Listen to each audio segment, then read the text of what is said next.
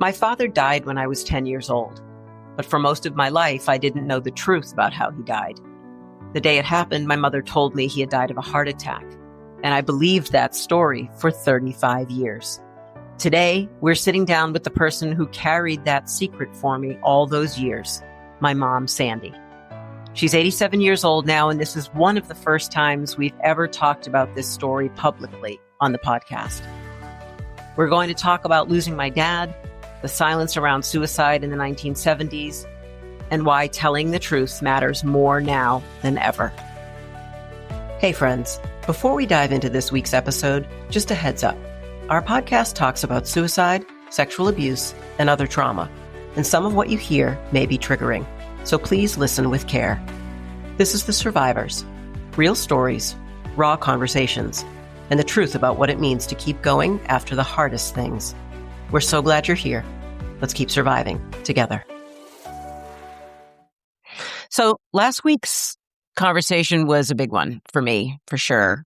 Having all my worlds collide, having my mom on the pod, and she's back. She's back for part 2 of our conversation. And if you joined us last week, you met my mom, Sandy, the cutest person on the planet, and you learned how my story of becoming a survivor really began and what it was like to lose my dad 2 weeks after my 10th birthday from what I was told was a heart attack.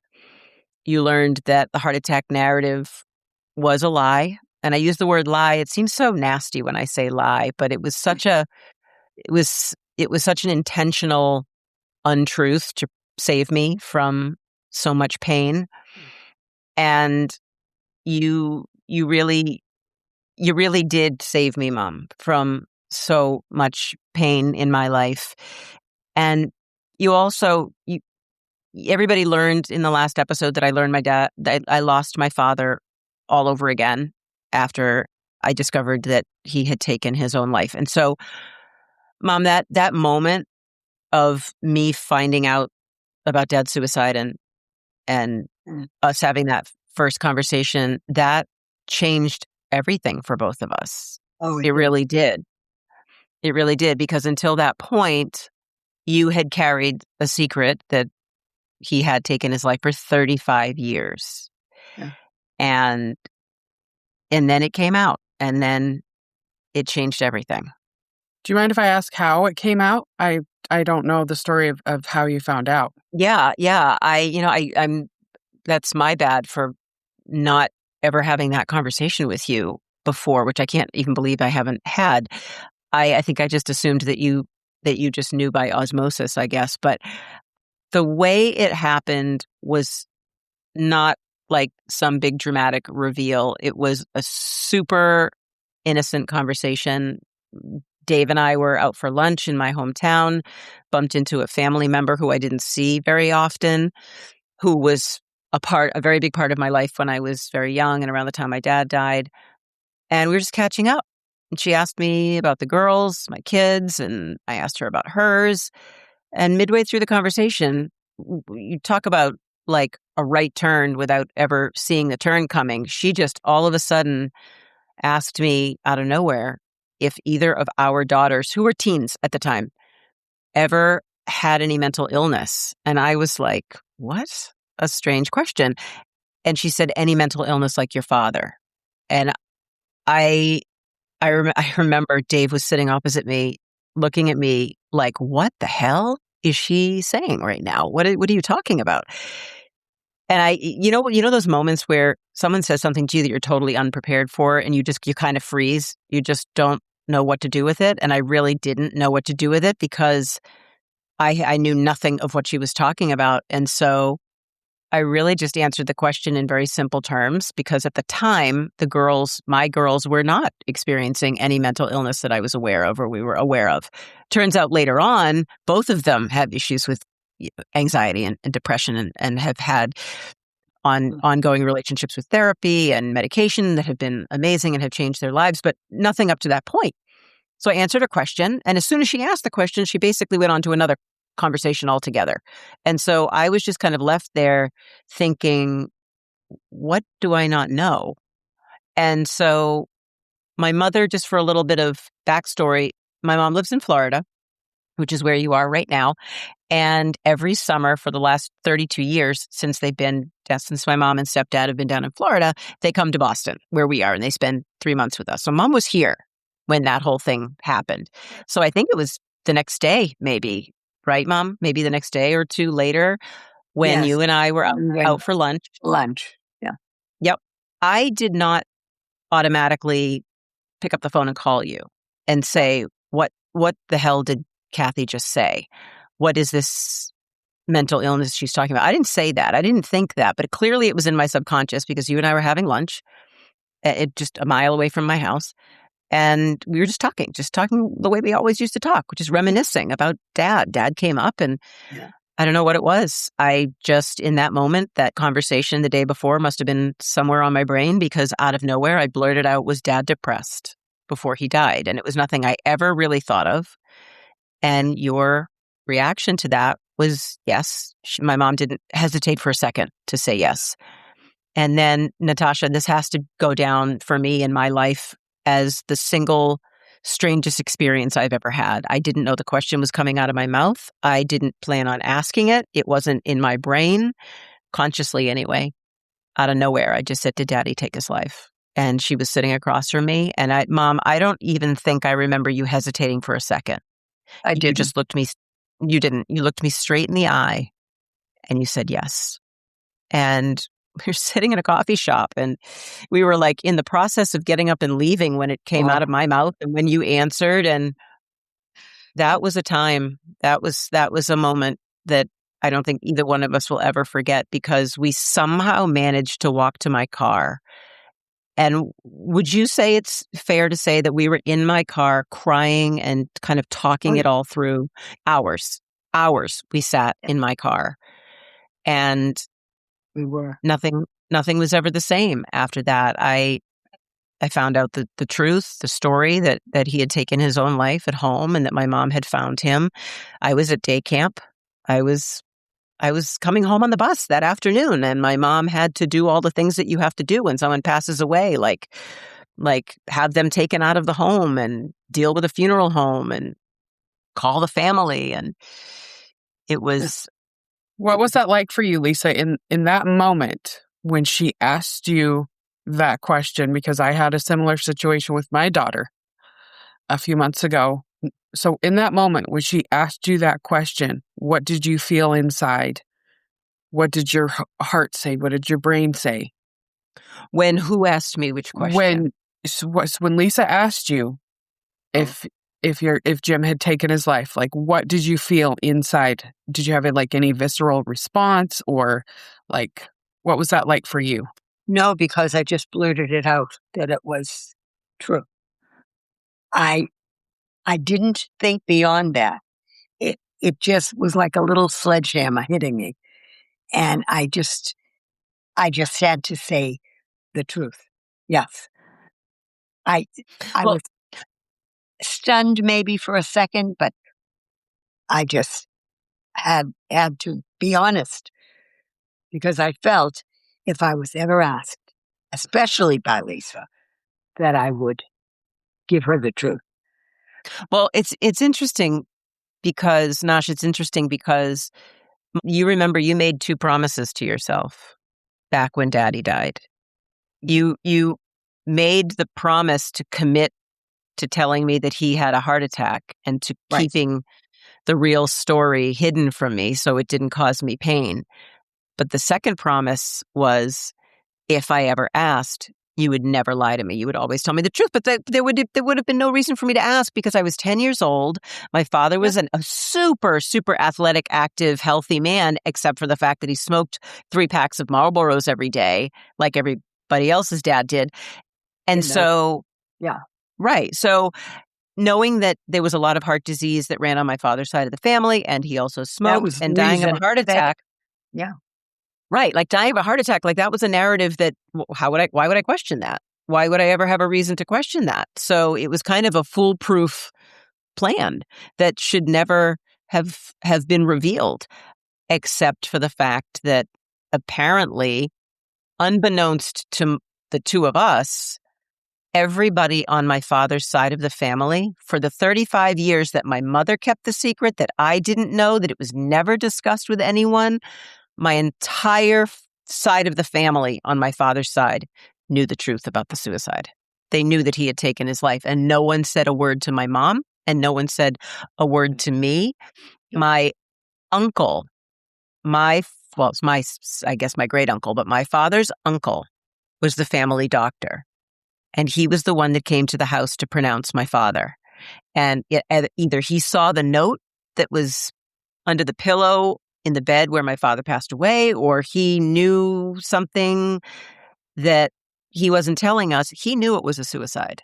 And he went back Do you and told mind the if I family. ask what method he used? You don't want to share that, Pills. you don't have to. No, it's fine. It's fine.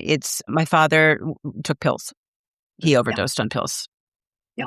So my suspicion is that, Mom, do you know, this is a perfect person to ask. So little bit of history leading up to my father passing away. My dad had been a bit depressed, had been seeing a therapist. We don't know if he prescribed any medication for Dad. No, Do we I know don't that? believe. Okay. Oh, you mean? But Maybe the doctor. the His therapist that he was seeing, no, I don't not know. therapist. No. Okay. So the only other thing that it could have been was that my father had dental surgery, like extensive dental surgery, Yeah. a day or two or Just three before he died. yeah. And he was very Mhm. uncomfortable. And Right. he planned, this whole thing was orchestrated. So we lived in a split level house, bedrooms upstairs, living room, upstairs, kitchen, and downstairs a traditional family room that had a pull-out couch. So the night before he died, he told my mother that he was going to be watching the Red Sox play. It was like a late evening game.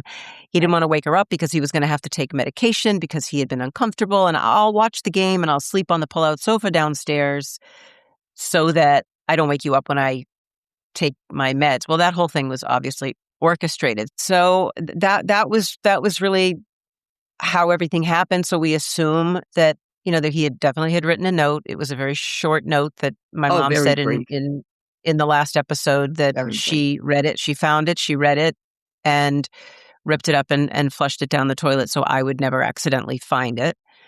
Right. So it was clear that it was intentional. And nothing was ever found, though, right, in terms of pills? No, nothing was found. Nothing. No. Yeah, and the irony is that, and I've never spoken about this before, actually. We had a gun in the house. Yes. My father, and I mentioned this in the last episode, my father was an import-exporter in Boston, worked for a company, but also had a job kind of running the family real estate business. And so Dad was always responsible for like going and collecting the rent at all these businesses. And so my father was a licensed gun owner. And Right. I didn't even realize that my father had a gun in the house, but he did. And of course, you surrendered it to the police right after he died because you didn't want a gun right in to the the house. police station because I no way remember. was I going to leave that in the house. Right. But Yeah. he didn't use No. that. I was he grateful for that don't. he did not Yeah. use that. I was going to say he knew you would be the one to find him, Oh, yeah. and he didn't want to do that. So, having 5 brothers who have died by suicide, Yeah. 4 of the 5 have been self-inflicted gunshot wounds. They have. Yes. And Yeah. the most recent one, 3 of the 4 were to the head. And then the most recent one, Monroe, he actually shot himself in the heart. Oh. And I know that he did that for my mom so that she could say goodbye to him, so that she could actually mourn him, because with the others, the 2 most recent, we couldn't see their face. Yeah. No. We had to say goodbye to hands and feet. They kept them wrapped. Yeah. And seeing how hard that was for the rest of us and not being able to see the face and say goodbye, I know that's what he did. And so, having gone through that, I can honestly say that Jim, knowing you, Sandy, would be the one to find him. He did not want to do that to you, because that is an image that will be with you for the rest of your life. Yeah. So in his way, that was his last way of protecting you. You're right. That's interesting. It's so funny because I've never talked about that piece publicly until now. That's an interesting way to look at it that I really hadn't It thought of. is. And what my father didn't know is that could never have known is that what my mother did at his funeral was something that was not done at funerals. So we're Jewish, and in the Jewish religion, there is no wake. You don't wake someone. No. You have your service, and the coffin is there, and very occasionally, immediate family can view the person prior to the service, but it's always closed casket. Well, I was 10 years old, and it was not even conceivable that No. I would have seen my father. So there was no viewing, but my mother knew that I wanted to see him and knew that I needed to see him for some kind of the need closure was because more important. I wasn't there when he died. And so, plus my mother, we both broke a couple of Judaism rules that day. You buried him with his wedding ring, which was not something that you were supposed to do.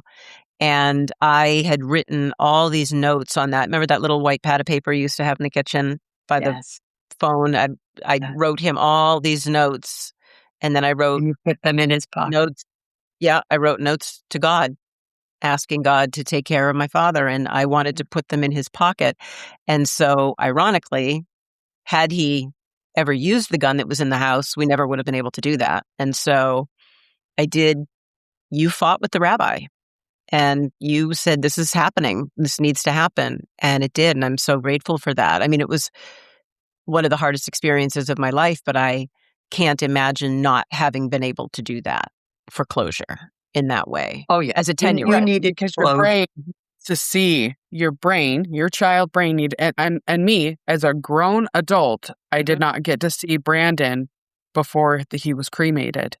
And my brain still to this day, 3 years later, has a hard time recognizing that he is dead. Yeah. Really? Yeah. Oh, I can understand that. Yeah. Because my oldest brother made the decision to cremate him without us getting to see a body. Oh, wow. Even if you can't see the face, but seeing the body is absolutely. psychologically important for Mhm. your brain to make that connection. It was. So I was grateful for that. I was really grateful for that. Yeah. But Mom, if going the kind of rabbi back, was the new rabbi. he was a new rabbi. Yeah. Yeah. Going And he back was to that very good. that issue of secret coming out, and you and I having the Right. first real honest conversation about how Dad died in that moment, which is now 13 years ago. It's been a long, long time. Okay. For me, in that moment, I know, I remember that moment so vividly, how devastated you were to have to share something with me that you knew would cause me so much pain. Oh, And you were so hard on yourself. You wanted to tell me the truth and be honest with me, but you also didn't want to tell me the truth and be honest because of what that would lead to. But it's so interesting. I go back to that moment a lot in my mind for a couple of reasons. The first one is that I felt so grateful that I knew the truth. Yeah. Because now I could be there to help support you, and you could actually talk about it, and you could have your turn to grieve it and process it for what it really was. And also because it truly is the point in my life that I can look back here and now and say, that time, that moment, that day changed the course of the rest of my life. And the work that I do, and how I show up in the world, and how I understand mental illness. And it brought me a sense of relief in a weird, weird way. Like I always had, I never questioned the story until I had reason to, but I also just had this strange knowing in my bones somehow that something wasn't right. And it's interesting. So, Mom, you and I talk about this a lot, that I'm an empath. I'm a really highly sensitive person. I feel everything around me so deeply, so acutely. And for a Oh, long, long time, that was a burden for me. I mean, it was so much, so heavy at times that I just wanted to shut it off, and I couldn't shut it off. And it started making me question my own wiring. Like, is something wrong with me? Is there something, it, what does it say about me? And I don't know. There was just this inexplicable clarity that I got that, okay, I know now that Dad had mental illness and he was masking his depression, and that I have some of that genetic material in me. right. But it made me realize what I do have and what I don't have. Like, I'm not where Dad was. I may feel things and I may experience things But in a it's very different. deep way. It's different. Hey, it's Lisa Sugarman, co-host of The Survivors and founder of the Help Hub. If you're listening right now and you're not okay, if you're feeling overwhelmed, stuck, or like you're carrying more than you can handle, please know you don't have to go through it alone.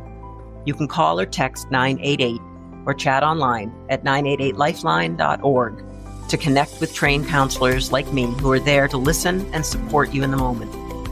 Reaching out is a brave first step, and you owe it to yourself. Because your life matters, your story matters, and help is always just 3 numbers away. It is different. It's different. It is. And look at you're giving back. You're doing so much to try to help other people. And that's a big thing. Trying In to. life, the way things are today, that's a big thing. To give back, to care about other people, the Help Hub, you know, caring someone like Natasha, wonderful girl. I know. I listen. I watch. Yeah. See? She's our biggest fan, by the way. I know she is. Sandy, so after you finally told Lisa the truth, was there a sense of relief for you? Did you just feel like you could breathe? Like the truth is out and it just, yeah. Walk me through what that was like for you. In a way, it was a relief, but it was almost, in a way, too easy. It came out so quickly. There was no chance for me to overthink it. What would I say if she said? I mean, by that time, I felt that I had to be honest. I mean, there was no buffer, is what I'm trying to say. And I just had to say, you're right. He did take his life. And I could say it took a weight off my shoulders, but in a way it didn't, because I had been balancing it all those years in my own life. There was a little bit of overwhelm there, because I think because I didn't expect it to come out like that.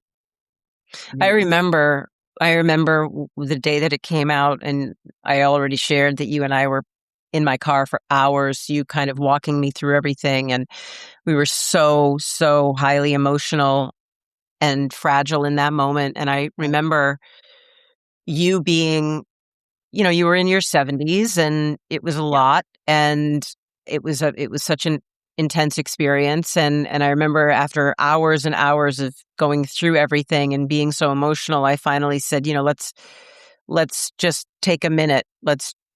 I want you to be able to just have a minute to process everything. And because the whole thing took you completely by surprise, me asking you the question after 35 years. And so I remember driving you home to the house, and I'll never forget. So our guest room was downstairs, and I brought you downstairs, and the kids, I think, were at school or camp, and David was in his office, and I brought you downstairs, and I just remember you sat on the bed and I hugged you, and I remembered you, I just knew that you were so upset with yourself for saying it only because of how much pain it was going to cause me and how drastically it was going to change and maybe in some ways rewrite my history that I knew to be true. And then I remember walking out of the room, and I said to David, I need you to come in the car with me. I need to go for a drive right now. And I didn't want to leave you in that place by yourself in that room, because I knew you were so upset at yourself. But I did, because I felt like you also needed just a minute. It was Yeah. such an intense experience.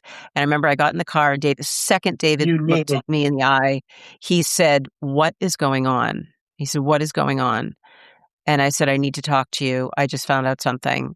And, his first reaction, I remember, was actually, "Well, how do you, like," he wasn't trying to dispute anything. He just was trying to clarify. So how do you know? Like, he was like, are you sure? Is she sure? Like, how do we know that? And I said, I'll never forget. I said, she said he left a note, and he was like, "Oh shit." That was his first, like, "Oh, damn. Okay. So this is Yeah. really Yeah. true." And I just remember the surrealness of the whole thing. The whole experience was just so unbelievably numbing and surreal. I cried myself to sleep, I think, for 3 years after that. And I've talked a lot about that, Oh, but didn't go to therapy right away, didn't start talking about it kind of in my mainstream life for years, until I really kind of let that narrative become what it was, which was the truth. And you can't just rewire yourself like that no. instantly. It affects everything. You No, start you thinking can't. back. No, you Look, can't. I was my So, own therapist. I really was yeah. my own therapist because I couldn't unburden myself to anybody, Mhm. and I didn't. But you're speaking out now. Oh, yeah. Oh, yeah. So do you consider yourself a mental health advocate, Sandy? Yeah, in a way I do, because I feel that they've made so much progress with mental health now, and there are options for people that there were not options before because you didn't talk about it. We used to have, when I was growing up as a little kid, we had a place nearby, near our school, that was awful because the title that they gave it, it was a mental health facility, but the kids and the neighbors always used to call it the crazy house. That was the name of it.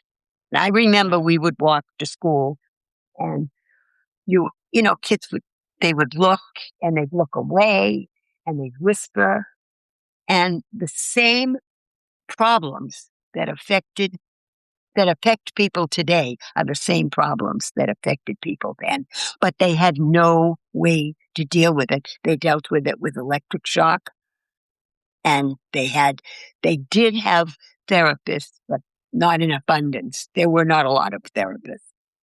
It's And funny. people weren't talking about it in the mainstream, so it was completely Never. Yeah. taboo, and you were shunned if you admitted you were mentally ill, or if you had Your depression, family or if was you shunned had as well, absolutely. yes. Absolutely. Absolutely.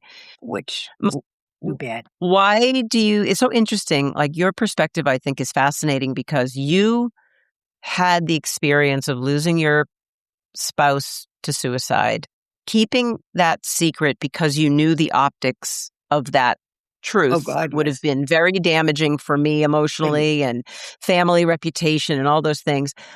And now you're living in a world where people are talking openly, where your own daughter is sharing your story, our story openly. Wh Why now? Like, having had the experience of living in a world where it was so taboo, and now you live in a world where everyone is prioritizing mental health. Everyone is saying, "I'm a survivor," or I've suffer from depression or PTSD or bipolar disorder," whatever it is. Why do you think it's important to talk about it now? Because the answer now is there's an option for survival. There's an option for somebody to make another choice, not just Mm. to say it's over, but to say, well, it's not what I want, but I have to think about it. What do I want? What kind of a life can I make for myself?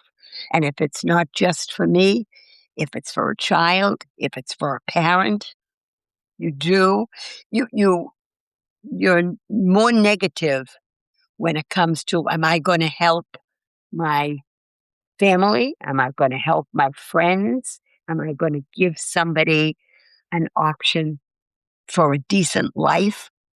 You have to think of all these things. And a lot of times, if you do think them through, you might say to yourself, I can still make a life. I can still do something. I can still help people instead of, Well, oh, would you agree now at this point in your life and in this point in kind of the evolution of the world and the way we talk about things, mhm. would you at this point say that it's critical for people to talk about what's going on the inside because that's how people can help you? That's how you Well, can if you find don't talk help. and you don't say, nobody will know. You keep it to yourself. That's not helping you. But if you talk to somebody, you Mhm. have a good friend, you have sometimes you talk to the man you live with, sometimes you talk to the woman you live with, and you're honest with them and you tell them that you're at a breaking point and you can talk about it freely. That's a big, big help instead of keeping it in. Today, you can talk about Mhm. anything. You know that. You can talk about anything. Mhm.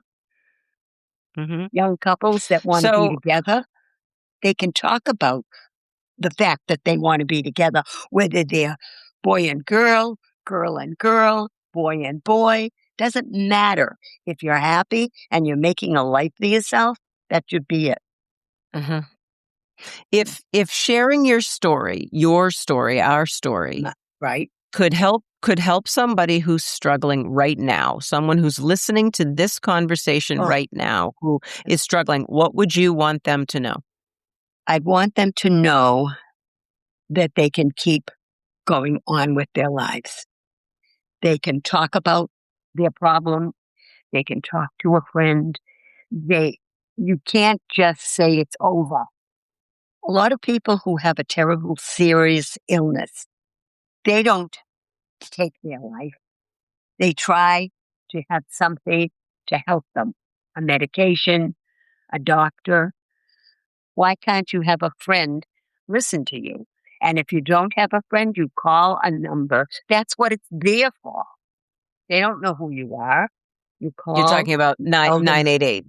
Yes, absolutely. Mhm. 988, you call, you speak to somebody, you say, I'm having this terrible problem. I'm very, very worried that I might do something I'll be sorry for, or my family will be sorry for.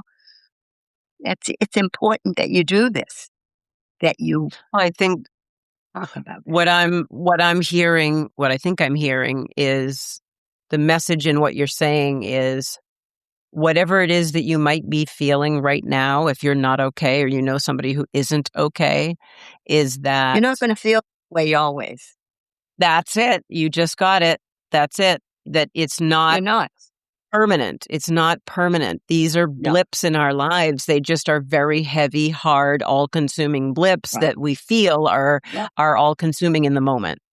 But there That's right. is there is another side. There is an opportunity to change what's happening. There is a way to find hope in your Oh, life if absolutely. you're open about what's going on in your heart and in your mind. So, it, as we start to kind of wrap up this conversation, I'm just curious if, and I don't know if I can even say this without crying, but if Dad could hear our conversation right now, Mhm. what would you want him to know?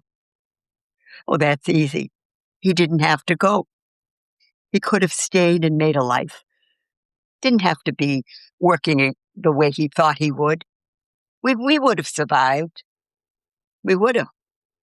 And he would have Yeah, had the joy of watching you grow up and watching you as a young woman and as a mother.